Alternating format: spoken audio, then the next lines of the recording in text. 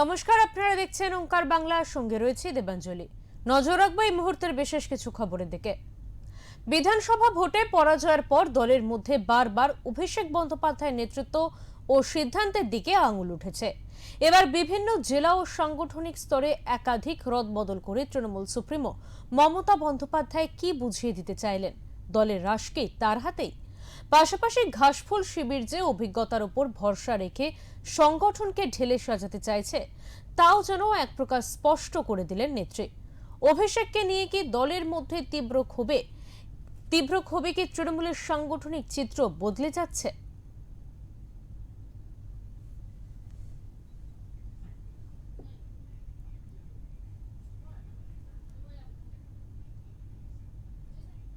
আমরা এই বিষয়ে আলোচনায় আসব। আমাদের সঙ্গে রয়েছেন ওঙ্কার বাংলার এডিটর ইন চিফ বিপ্লব দাস। দাদা, প্রথমত যে বিষয়ে আপনার সাথে কথা বলতে চাইবো, আলোচনায় আসব, যে আজকে দেখা গেল মমতা বন্দ্যোপাধ্যায় তিনি পথে নেমেছিলেন এবং তার সঙ্গে বেশ কিছু তৃণমূলের নেতা নেত্রীদের দেখা গিয়েছিল। এই যে হকার উচ্ছেদ ইস্যুতে তারা যে পথে নামলেন, এতে কি কোথাও গিয়ে বর্তমান যে রাজ্য সরকার বিজেপির সরকারকে কি বিব্রত করতে পারবেন মমতা বন্দ্যোপাধ্যায় বা তৃণমূল দল? কি মনে হচ্ছে? দেখো দেবাঞ্জলি, আমরা গতকাল এই নগর মহানগর যে আহ, প্রতিবেদন, সেই প্রতিবেদনের সন্ধ্যে 6টার প্রত্যেকদিন আমরা অ্যানালিসিস করি। তো তাতে আমরা গতকালই বলেছিলাম যে হাইকোর্টে মমতা বন্দ্যোপাধ্যায় ভবানীপুরের যে নির্বাচন, সেই নির্বাচনে হলফনামা জমা দিয়েছেন। সেই নির্বাচনের প্রশ্ন তুলে হাইকোর্টে একটা মামলা করার জন্য তিনি গেছিলেন। গত 14ই মে তিনি ভোট পরবর্তী সন্ত্রাস নিয়ে যখন হাইকোর্টে যান, সেখানে তাকে চোর চোর স্লোগান শুনতে হয়েছিল। আর ঠিক তার 1 মাস বাদে আবার তিনি হাইকোর্টে গেলেন। কেন গেলেন? আমরা বলেছিলাম যে তিনি পথে নামার আগে জল মাপতে শুরু করেছেন, আর সেই জল মাপার কাজটা গতকাল হাইকোর্টে গিয়ে করলেন। গতকাল কিন্তু তিনি আর চোর চোর স্লোগানটা শুনেননি। আজকে তিনি পথে নামলেন, এবং এই পথে নামাটা ছিল একটা প্রতীকী। অর্থাৎ কালকে যে জলটা মেপেছেন, আজকে সেটার জন্য পথে নামলে কি হতে পারে সেটা তিনি বুঝতে চাইলেন। যে বিষয়টা নিয়ে তিনি পথে নেমেছেন, হকার ইস্যুতে, এই ইস্যুতে ইতিমধ্যে কিন্তু পথে নেমে পড়েছে বামেরা। তারা বিভিন্ন জায়গায় ধর্ণা দিয়েছে, কোর্টে গেছে, এবং কোর্টে এটা এখন বলা হয়েছে যে কোথাও এখন হকার উচ্ছেদ হওয়ার আগে আগে এই মামলা শুনানি হবে, তারপরে স্থগিত হয়ে গেছে। কোথাও কমিউনিটি কিচেন তৈরি করে কিন্তু এই হকারদের পাশে দাঁড়ানোর ব্যবস্থা করা হয়েছে, তাদের খাওয়া দাওয়ার, তাদের পরিবারের খাওয়া দাওয়ার ব্যবস্থা করা হয়েছে। তো সেই জায়গাটা থেকে মমতা বন্দ্যোপাধ্যায় অনেক পরে রাস্তায় নেমেছেন আজকে। এবং তার আশপাশে আমরা যাদের দেখেছি, যে তারা কিন্তু প্রত্যেকেই ষাটোর্ধ্ব, বেশিরভাগ ক্ষেত্রে প্রথম সারিতে যারা ছিলেন। তো সেখানে মমতা বন্দ্যোপাধ্যায় ষাটোর্ধ্বে, কিন্তু পলিটিক্স এখন চলে তাজা রক্ত, না হলেও অন্তত যুবক তাদের নিয়ে। মমতা বন্দ্যোপাধ্যায়ের হাতে যে যুব বাহিনী একটা ছিল, যেটা অভিষেক বন্দ্যোপাধ্যায় নিয়ে চলতেন, এবং যাদের বিরুদ্ধে অভিযোগ উঠেছিল, তাদের কিন্তু দেখা যাচ্ছে না।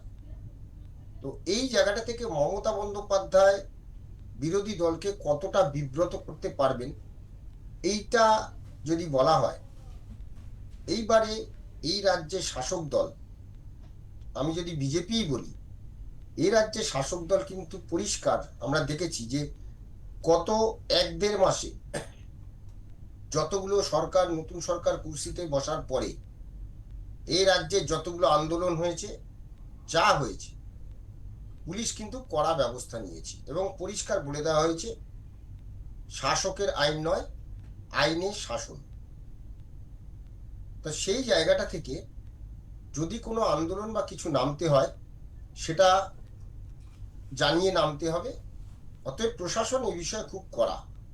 আর মমতা বন্দ্যোপাধ্যায় যে আন্দোলন দেখেছিলাম, সেটা হচ্ছে জঙ্গি আন্দোলন ছিল। মমতা বন্দ্যোপাধ্যায় তিনি কাউকে মানতেন না, সেই অনুযায়ী তিনি কিন্তু আন্দোলন করতেন, এবং সেই আন্দোলনে একটা জঙ্গি ভাব ছিল। কিন্তু তখন তার যে বয়স ছিল, আর এখন যে বয়স, এবং ক্ষমতায় থাকার সময়ে যারা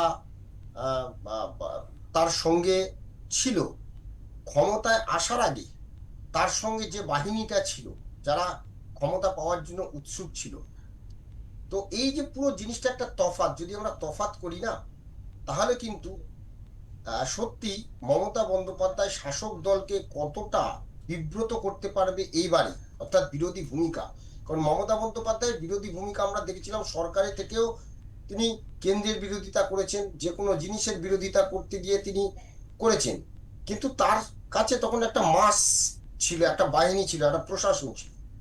এখন কিন্তু যদি আমরা ক্ষমতা আসার আগে মমতা বন্দ্যোপাধ্যায়ের আন্দোলন দেখি, সেক্ষেত্রে যে তিনি বামেদের প্রতি মানুষের একটা ক্ষোভ ছিল, সেটাকে নিয়ে মানুষের মধ্যে একটা পরিবর্তনের একটা ছিল, যে প্রতিবাদের একটা ভাষা ছিল, সেই মমতা বন্দ্যোপাধ্যায়কে দেখার এখন একটা নতুন সরকার এসছে, হঠাৎ করে হয়তো এই হকার ইস্যুটা সত্যি একটা সহানুভূতি জায়গা থেকে দেখা উচিত বা দেখছে, কিন্তু যে আন্দোলনটা মমতা বন্দ্যোপাধ্যায় করে এসছেন, বিব্রত যেটা বলা হচ্ছে, শাসক দলকে এই আন্দোলন কতটা বিব্রত করতে পারবে, এটা কিন্তু যথেষ্ট সন্দেহ আছে।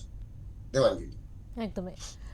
দাদা, বেশ কিছুদিন ধরেই দেখা যাচ্ছে আরও একটি বিষয় যে যে সকল তৃণমূলের নেতা মন্ত্রী যারা ছিলেন তাদের মধ্যে অনেকেই কিন্তু দল ত্যাগ করেছেন, তৃণমূল দল তারা ত্যাগ করেছেন, এবং দল ত্যাগ করার পরে তারা যেদিকে আঙুল তুলেছেন সেটা হচ্ছে অভিষেক বন্দ্যোপাধ্যায়। তবে কি শেষ পর্যন্ত অভিষেক ইস্যুতে দলের ক্ষোভ মেটাতে তৎপর মমতা বন্দ্যোপাধ্যায়? এটা কিন্তু একটা প্রশ্ন থেকে যাচ্ছে। হ্যাঁ, সেটা তো পরিষ্কার একদম, মানে তিনি ওই প্রথম অভিষেক বন্দ্যোপাধ্যায়কে এতদিন তৃণমূলে একটা কথা ছিল, সব একটাই পোস্ট, বাকি সব ল্যাম্প পোস্ট, এই কথাটা বলা হতো। এখানে অভিষেক বন্দ্যোপাধ্যায়কে এবার তিনি ল্যাম্প পোস্ট করে রেখে দিচ্ছেন, অর্থাৎ পোস্ট আছে কিন্তু তার কোনো ক্ষমতা নেই। কারণ এতজন 65 জন বিধায়ক কিন্তু ভালো তৃণমূল হয়ে গেল, মানে তৃণমূলটা ভাগ হয়ে গেল। 20 জন সাংসদ তারাও ভালো তৃণমূল হয়ে গিয়ে তারা বেরিয়ে গেল, আরেকটা দলে যোগদান করে দিল, একটা অখ্যাত দলের সঙ্গে যোগদান করে দিল। কে না, মধ্যমণি হচ্ছে অভিষেক বন্দ্যোপাধ্যায়। মমতা বন্দ্যোপাধ্যায় যদি কিচ্ছু না, যদি অভিষেক বন্দ্যোপাধ্যায়কে প্রথম দিনেই ছেটে দিতেন, আর তাকে, সে এত নাকি ভোটে পরিশ্রম করেছে তাই তাকে সম্মান জানানো উচিত বলে স্ট্যান্ডিং ওভেশন দেওয়ার যে কথা বলেছিলেন, দাঁড়িয়ে সকলে ওকে অভিবাদন জানান, এই যে যেটা করেছিলেন, এটা থেকে কিন্তু দলের মূল বিদ্রোহ শুরু হয়। ফলে এই জায়গা থেকেই মমতা বন্দ্যোপাধ্যায় বুঝতে পারেন যে দল যদি এখন যারা আছে সঙ্গে তাদের যদি রাখতে হয়, তাহলে অভিষেক বন্দ্যোপাধ্যায়কে ক্ষমতা খর্ব করতে হবে। তাই তিনি তার ওই সর্বভারতীয় সাধারণ সম্পাদক এই পোস্টটা হয়তো তিনি রেখেছেন, কিন্তু সাংগঠনিক ক্ষমতাটা কিন্তু পুরোটা নিজের হাতেই রাখলেন, সেটা একদম পরিষ্কার। যদি আমরা একটু দেখি যে যে সমস্ত নেতা টিকিট পাননি বা ব্রাত্য ছিলেন দলে, তাদেরকে মমতা বন্দ্যোপাধ্যায় কিন্তু ফিরিয়ে নিয়ে এসছেন। আমি যদি মমতা বন্দ্যোপাধ্যায় নিজের যে নির্বাচনী কেন্দ্র দক্ষিণ কলকাতা যে সাংগঠনিক জেলা, সে দক্ষিণ কলকাতায় ছিলেন দেবাশিস কুমার, যিনি পরাজিত হয়েছেন, যাকে ইডি, ইনকাম ট্যাক্স, নির্বাচনের আগে জমি সংক্রান্ত মামলায় তাকে কি বলে, তার বাড়িতে সার্চ হয়েছে। তো সেই দেবাশিস কুমারকে সরিয়ে সেখানে কিন্তু দক্ষিণ কলকাতায় নিয়ে আসা হয়েছে মমতা ঘনিষ্ঠ বৈশ্বনাথ চট্টোপাধ্যায়কে নিয়ে আসা হয়েছে দক্ষিণ কলকাতায়। তেমনি উত্তর কলকাতায় সুদীপ বন্দ্যোপাধ্যায়ের জায়গায় কিন্তু কুণাল ঘোষকে নিয়ে এসেছি।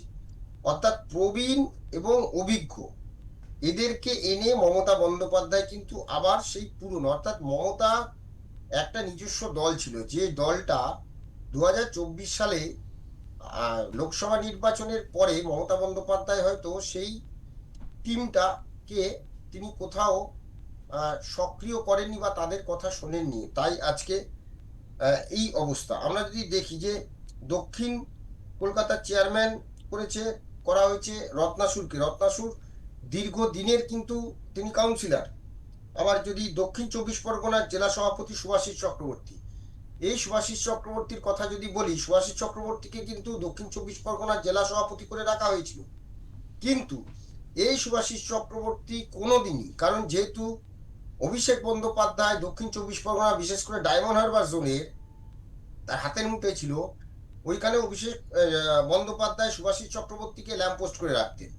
তো সেই শুভাশিস চক্রবর্তী কিন্তু ডায়মন্ড হারবার বাদে অন্য জায়গাগুলো দেখতেন, কিন্তু কোথাও তার পোস্টে ল্যাম্প পোস্টের ভূমিকায় থাকতো। তিনি যেতেন, ফিতে কাটতেন বা ওই মঞ্চে বসে থাকতেন, বক্তব্য রাখতেন, এইটুকুই তার ভূমিকা ছিল। আর অভিষেক বন্দ্যোপাধ্যায় গেলে হয়তো তার সেভাবে কোনো ভূমিকাই থাকতো না। তো সেই জায়গা থেকে অভিষেক মানে শুভাশিস চক্রবর্তীকে ফের দায়িত্বে নিয়ে এসেছেন। এবার যদি দেখি হুগলি শ্রীরামপুর বিধায়ক, প্রাক্তন বিধায়ক অসিত মজুমদারকে এবার সরিয়ে সেখানে অভিষেক ঘনিষ্ঠ দেবাংশুকে টিকিট দেওয়া হয়েছিল, দেবাংশু ভট্টাচার্যকে টিকিট দেওয়া হয়েছিল। আমরা জানি দেবাংশু একটা মুখ কি ভাবে তিনি কথা বলতেন সব বিষয় নিয়ে, কিন্তু নির্বাচনে হারের পর পরপর দুটো নির্বাচন হার, একটা কাঁথিতে হারলেন, কাঁথি না তমলুকে সম্ভবত ওই অভিজিৎ গঙ্গোপাধ্যায়ের কাছে হারলেন, আর একটা এখানে হারলেন কি বলে অসিত মজুমদারের যে শ্রীরামপুরে তিনি হারলেন। হ্যাঁ, শ্রীরামপুরে তিনি হারলেন। সেই অসিত মজুমদার দলে বিদ্রোহ করেছিলেন, সে অসিত মজুমদারকে মমতাকে ফিরিয়ে আনতে হলো। আবার যদি আমরা দেখি যে ব্যারাকপুরে কাকে আনলেন? অমিত মিত্র। অমিত মিত্র কিন্তু অ্যাকচুয়াল খুব সংগঠনের লোক নন তিনি। অমিত মিত্র একটা কর্পোরেট সেক্টরের লোক ছিলেন, তাকে নিয়ে আসতে হলো। কারণ কি, পার্থ ভৌমিককে নিয়ে আসা হয়েছিল ওখানে। অর্জুন সিং চলে যাওয়ার পর পার্থ ভৌমিক কার লোক ছিল? অভিষেক বন্দ্যোপাধ্যায়ের লোক। সে কোথায় চলে গেল না, নতুন একটা সেই দল, অখ্যাত দলে চলে গেল। তো তেমনি যদি হাওড়ারটা দিক, অরূপ রায় প্রাক্তন মন্ত্রী, প্রথম থেকেই তাকে মন্ত্রী রাখা হয়েছিল, এবং এই অরূপ রায়ের সঙ্গে আমরা জানি যে কার কার কি অবস্থা। সেখানে আবার রাজীব বন্দ্যোপাধ্যায়কে ফিরিয়ে আনলো। সেই রাজীব বন্দ্যোপাধ্যায় যে 2021 সালে তিনি চলে গেছিলেন বিজেপিতে, সেখান থেকে পরাজিত হওয়ার পর আবার মমতা বন্দ্যোপাধ্যায়ের কাছে ফিরে যান। তখন তাকে নেওয়া হয়নি, তাকে ত্রিপুরার দায়িত্ব দিয়ে দীর্ঘদিন ত্রিপুরায় রাখা হয়েছিল, তাকে হাওড়ায় ঢুকতে দেয়নি অরূপ রায়। তাকে দেবরাতে টিকিট দেওয়া হয়েছে, হাওড়াতে কোনো জায়গায় তাকে টিকিট দেওয়া হয়নি অরূপ রায়ের জন্য। তাহলে সেই অরূপ রায় পরাজিত হয়েছেন, সেই সঙ্গে তিনি একটু বেসুরো গেয়েছেন, তাই কি বলে পরাজিত হননি, মানে বেসুরো গেয়েছেন। ফলে সেই অরূপ রায়ের জায়গায় প্রাক্তন মন্ত্রী রাজীব বন্দ্যোপাধ্যায়, তাকে নিয়ে আসতে হয়েছে। বর্ধমানে নরেন্দ্রনাথ চক্রবর্তীকে নিয়ে আসতে হয়েছে। বর্ধমানে ছিলেন মলয় ঘটক না, আরেকজন কে ছিলেন, মলয় ঘটক মন্ত্রী ছিলেন। আবার উত্তরবঙ্গে দার্জিলিং জেলায় গৌতম দেবকে ফিরিয়ে আনা হয়েছে, ওখানে অন্য একজন ছিলেন। তো আমরা যদি দেখি কুচবিহারের কথা, আমার মনে পড়ে যে কুচবিহারে রবীন্দ্রনাথ ঘোষ প্রথম থেকে মমতা বন্দ্যোপাধ্যায়ের লোক, তাকে সরিয়ে দেওয়া হয়েছে। তো এইরকম যে অবস্থা, অর্থাৎ অভিষেকের যে ডানা না ছাঁটলে দলকে দাঁড় করানো মুশকিল, মমতা বন্দ্যোপাধ্যায় সেটা বুঝেছেন। বুঝেই কিন্তু তিনি তার যে পুরনো সেনাপতি, তাদের উপরে তার যারা অভিজ্ঞ এবং বর্ষিয়ান, এই দুটো। কিন্তু প্রশ্ন একটাই, যে এখন দল চালাতে গেলে এদের কথা বা এরা কি সেই সংগঠন আবার তৈরি করতে পারবেন? এটা কিন্তু একটা বড় প্রশ্ন। দেবাশিস। একদমই দাদা।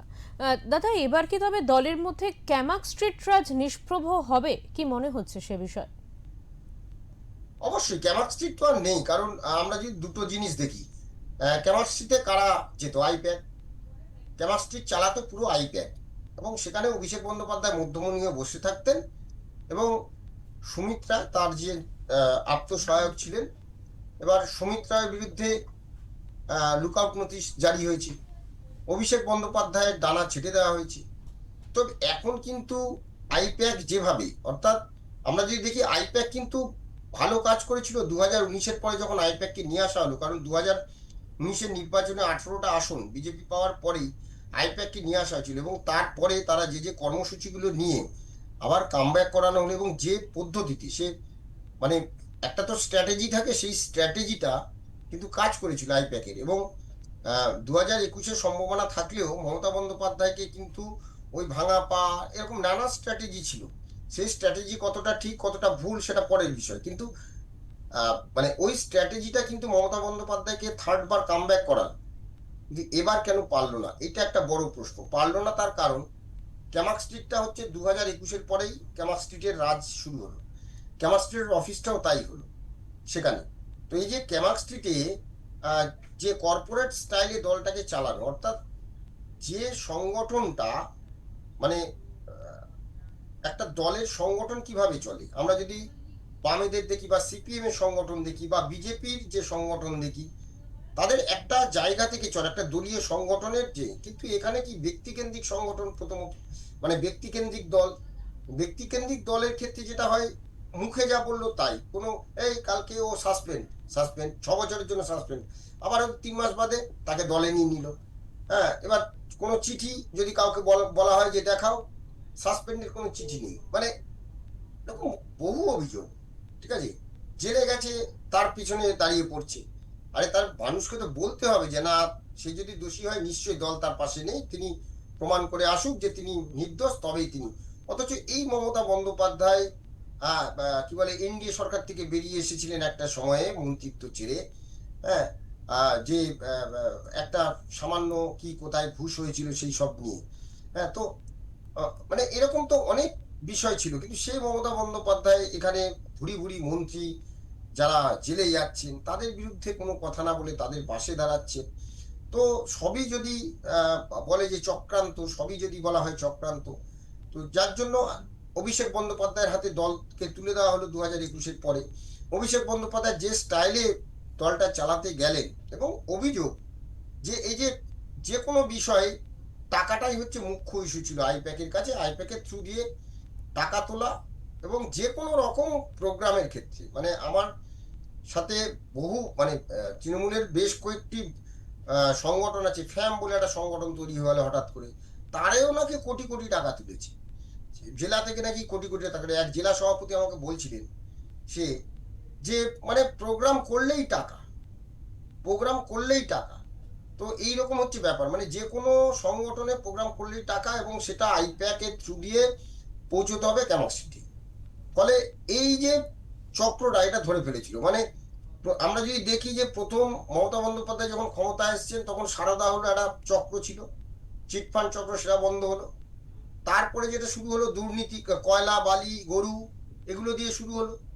এবার যখন এগুলো তদন্ত থেকে বন্ধ হলো, মানে তদন্ত চললো, এগুলোর যখন টাকা পয়সা বন্ধ হয়ে গেল, তারপরে শুরু হলো নতুন দুর্নীতি, চাকরি বিক্রি, যে কোনো সেক্টরে চাকরি বিক্রি করা, সেটা কন্ট্রাকচুয়াল জব হোক বা পুলিশের চাকরি হোক, যাই হোক, চাকরি শিক্ষা ব্যবস্থায় হোক, বিরাট টাকা হলো, চাকরি বিক্রি, এটা হলো। তারপরে যেটা হলো যে নিজের দলকে বিক্রি, এই যে নিজের দলকে বিক্রি, এই নিজের দলকে বিক্রি শুরু হলো কোত্থেকে, ক্যামাক স্ট্রিট থেকে। ফলে যা হবার তাই হলো, এখন ক্যামাক স্ট্রিট রাজ কিন্তু আর কোনো কাজ করবে না, এবং মমতা বন্দ্যোপাধ্যায় সেটা বুঝিয়ে দিয়েছেন। কিন্তু প্রশ্ন এখন একটাই, যতই মমতা বন্দ্যোপাধ্যায় রাস্তায় নামুক, যতই মমতা বন্দ্যোপাধ্যায় নিজের হাতে সংগঠন নিক, দুটো জিনিস আবারও বলছি, নতুন সরকার, সেই নতুন সরকারের যে কি বলবো, যে তাকে সময় দিতে হবে, তারা কি কাজ করছে। আমি যে বিরোধিতা করব, মানুষের কাছে যে নিয়ে যাব, একটাই ইস্যু আছে, এটা কিন্তু বামফ্রন্ট বা এরা ধরে ফেলেছে, সেটা হচ্ছে হকার্স। কিন্তু সেখানেও মুখ্যমন্ত্রী শুভেন্দু অধিকারী যে কথাটা বলেছেন, এটাও ফেলার কথা নয়, যে মানুষ আমাকে নির্বাচিত করেছে, মুখ্যমন্ত্রী করেছেন, মানুষের হাঁটার জায়গা দিতে হবে, আগে এই দখলদার সরাতে হবে, তারপরে তাদের নানান সরকারি প্রকল্প আছে, যারা সত্যি সত্যি সাফারার, তাদেরকে নিশ্চয় সরকার তাদের জন্য ভাবছে বা ভাবার কথা হচ্ছে। তো সেই জায়গা থেকে আগে দখলদার সরাতে হবে, এটা তো সত্যি। আমরা রেল স্টেশনে যাচ্ছি বা স্প্ল্যানেড নিউ মার্কেট গেলে হাঁটা যায় না, মানে মেন রাস্তাতে চলে যায়, ফুটপাত দখল, আর্ধেক ফুটপাত মানে দিয়ে হাঁটাই যায় না, কি অবস্থা।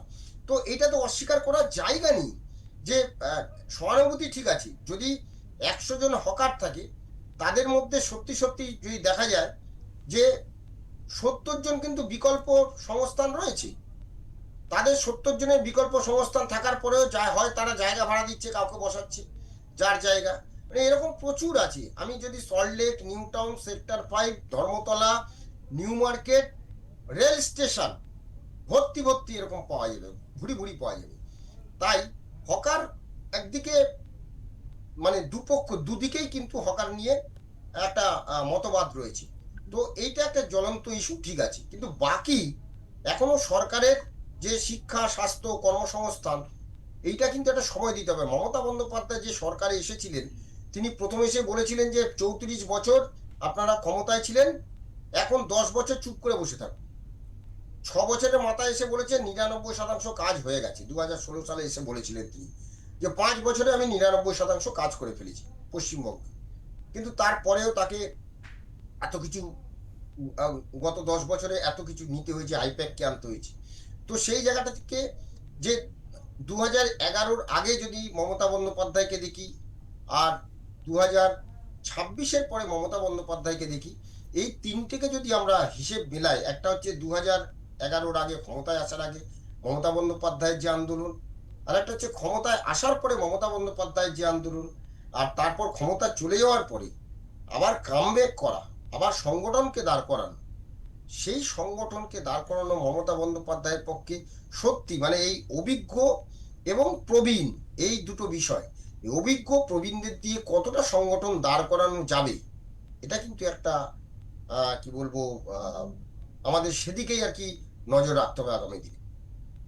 একদম। দেবাঞ্জলি। অনেক ধন্যবাদ দাদা, আপনাকে অনেক ধন্যবাদ।